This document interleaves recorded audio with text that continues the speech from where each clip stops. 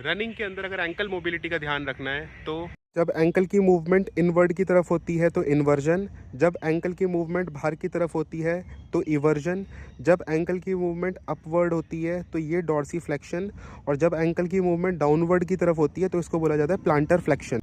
और एक strap based resistance band का यूज़ कर आप इन चारों मूवमेंट को ट्रेन कर सकते हो। किस तरीके से, आइए बताता हूँ। मैं रेजिस्टेंस बैंड को इस तरीके से पकड़ता हूँ, एक तरफ हाथ से और एक तरफ पैर डालता हूँ, और इसके बाद अगर इवर्जन की प्रैक्टिस करनी है यानी कि मूवमेंट बाहर की तरफ प्रैक्टिस करनी है तो इस तरीके से, ये एक, ये दो, ये तीन, ये चार, इस तरीके। और इन्वर्जन पर सेम लेग को हाथ का यूज़ दूसरा किया, और ये मूवमेंट अंदर की तरफ, दो,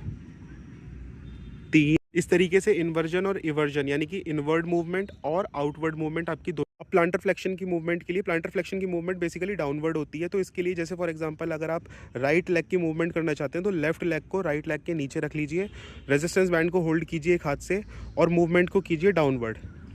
ये एक, दो, ये तीन, पूरा स्ट्रेच।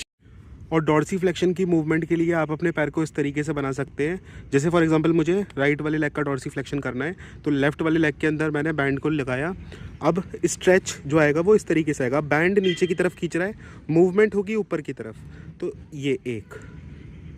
ये दो, ये तीन,